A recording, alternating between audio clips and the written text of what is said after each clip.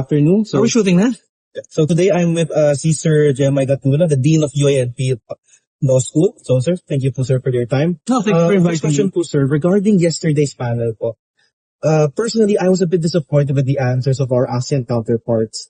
Because sometimes when it came to the Philippines, they would say, that's only the Philippines who's doing all of the confrontation.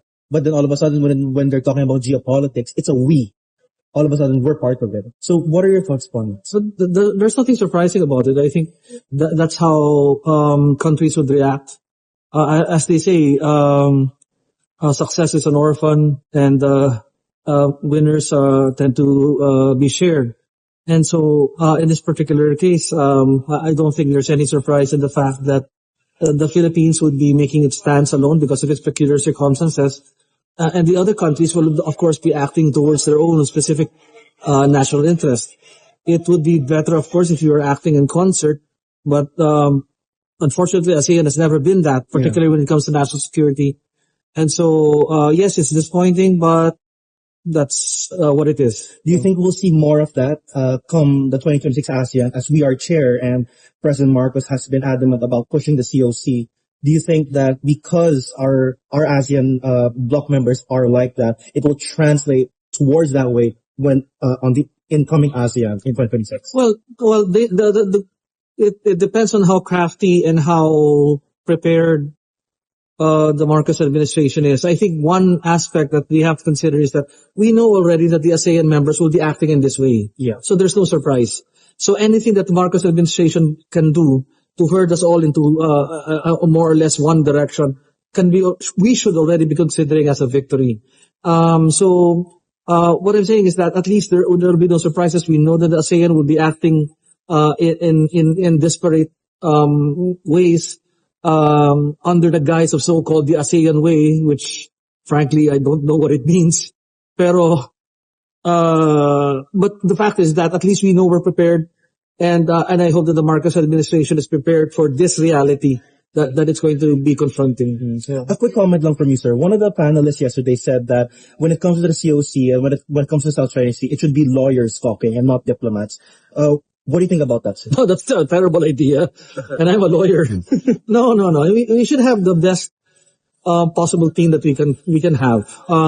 We should have more China experts, international relations experts. We should have more psychologists, actually, if we need to, government administration people, people in relation to IT and all of that. So no, it's not a thing that I would, and besides, we've been talking about the rule of law for so long.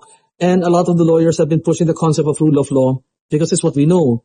But unfortunately, you're talking here of a country that apparently has a different idea of what the rule of law is. And so we should be recognizing that aspect and acting in accordance with that particular reality that this country seems to have a very different idea of what the rule of law is. So, speaking of the rule of law, sir, earlier today, we had a panel with Dr. Wu, former Justice Carpio, and it was essentially a back and forth between the historical what do we call it? The historical claims towards South China Sea. Dr. Wu came up with his own research, and Dr. Carpio, former Justice retired Carpio, also gave his own. But then the other panelists were somewhere in the middle. How would you rate Dr. Wu and Justice Carpio's back and forth when it comes to rebutting and answering each other? Well, okay. First of all, the fact that the other panelists seem to be a little bit hedging, that's to be expected in a panel like this. I don't think anybody would expect people to be ganging up on Mr. Wu on this. Yeah. But that also goes to show you the problem that is confronting us, which is what I answered earlier. So you have evidences on one side, the evidence on the other side, and then in the real world, you will have a tribunal that will be able to measure the evidence and declare somebody who has the more proper right. We already had that. We already had the victory already with the arbitral tribunal. Unfortunately, China does not want to react in that way, does not want to accept the reality or the truth of the justice of our claim. And so we are left with the need to do other things in order to be able to assert our claim. And that for me right now has to do with the consistent raising of the issues, which the last administration did not do. consistent raising of the fact that we won, that we have a right in the West Philippine Sea, and again to be able to collect enough bargaining and leverage tools at our disposal, so that in the end, hopefully, China will come to a position that they will be, in essence, see it, that it's to their benefit that they see it our way. Hopefully. Now, it may not happen this year, it may not happen next year, or 5 years from now, but right now, short of going to war, that's the game plan I think that we have to play.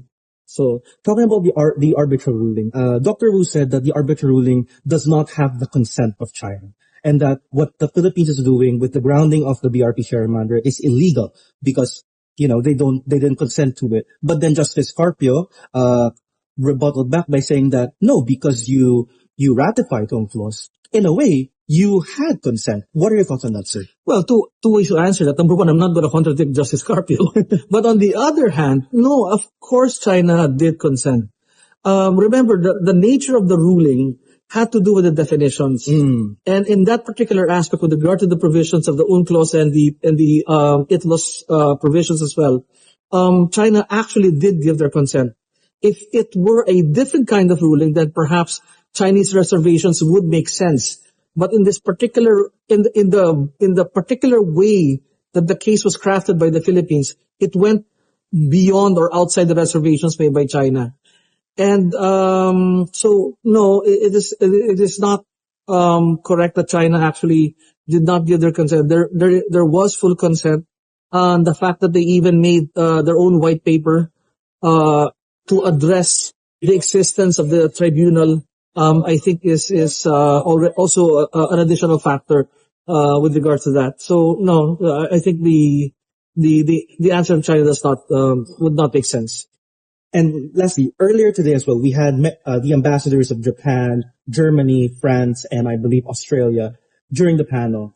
One of the questions was by Commodore J was by Professor Castro was regarding to Taiwan. He essentially says that given Taiwan's proximity, what exactly are our allies going to do? Because they have treaties with Philippines. But when it comes to Taiwan, it's undeniable that eventually, even President Marcos himself said, kahit ayaw natin, we will be dragged into that mess.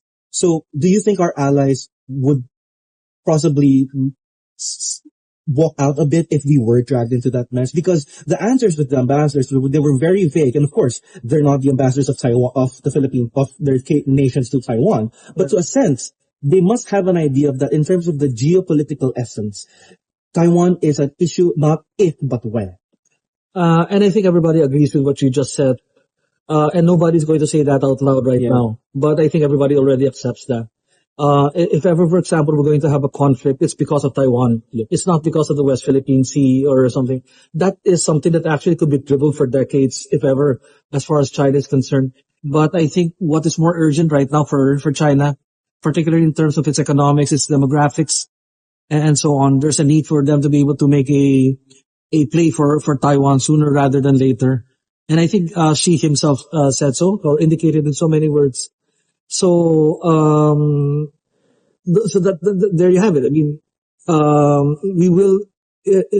That's the unfortunate thing. If we were going to be going to war, it's not because of the fact that it's whether or not we're warmongering or what have you. It's because of something that will be decided upon by another country in relation to something within or in relation to another entity that's beyond the Philippines. That's tragic. That's a little bit unfortunate for our part, but that's the reality of it. My last question, sir. When it comes to China, we heard many times, or even yesterday, that for 30 years, China has been in dialogue with ASEAN, but they still continue to build bases. And even now, there's nothing we can do to force China. So what can the Philippines do more just to prevent any escalation? Because we can try, because every time we do something, whether it's buying new boats, or trying to... But there's nothing, but there's really nothing that the Philippines can do to prevent escalation, because we have not been doing anything to escalate the issue. Exactly. It's always been China. So what we can essentially do is to keep on making preparations for them not to go even crazier than what they are now. So if that had to do with creating more alliances with other countries, essentially building up our capacity. And I think that should building up our military capacity should actually involve making a use of our massive demographic that could be used as a reserve force already, which I think we have not been doing so far. And essentially, that's all that we could do.